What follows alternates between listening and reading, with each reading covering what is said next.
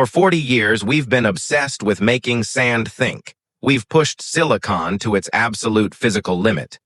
But while you're optimizing Python scripts and debating GPU clusters, a new elite class of developers has realized that the most powerful processor ever built isn't made by our best GPU and SoC design companies. It's sitting right inside your skull. This is the era of the Wetware engineer. The bottleneck is no longer the code. It's the interface. Silicon is rigid, hot, and binary. The brain is fluid, efficient, and multidimensional. We've spent decades learning to talk to machines, but the next decade is about teaching machines to listen to our thoughts. If you can map a neural signal to a line of logic, you aren't just a programmer anymore, you're a biological architect. We are currently in the assembly language phase of neuroengineering. We are decoding the raw electrical spikes of the motor cortex, but the tools are evolving.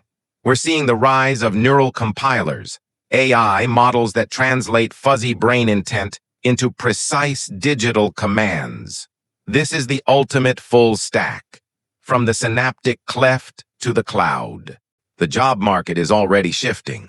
Big tech isn't just looking for React devs, they're poaching neuroscientists who can code. They need people who understand both backpropagation in neural networks and action potentials in human axons. This is a blue ocean. The competition in standard SAS is a bloodbath, but in the realm of human augmentation, the seats are still empty. Imagine a world where the latency between thought and execution is zero, where debugging means adjusting a neurotransmitter threshold or remapping a neural path. This isn't sci-fi. It's the current roadmap for startups backed by billions. The terminal has moved from your desk to your cortex. If you stay in the silicon age, you're just maintaining the past. There is an ethical precipice here, of course. Who owns the code running on your neurons?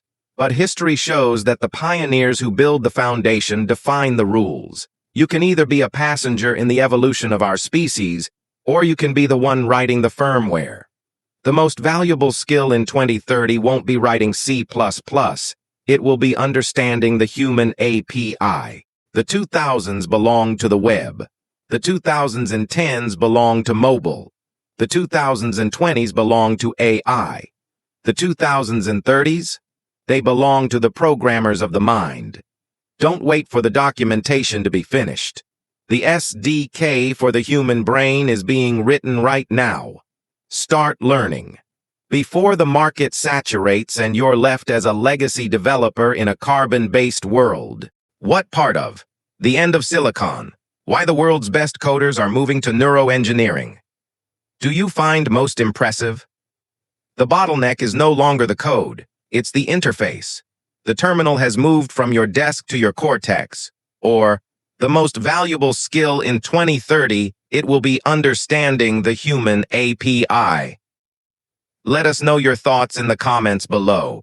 Make sure to hit that subscribe button and turn on notifications so you don't miss our next videos.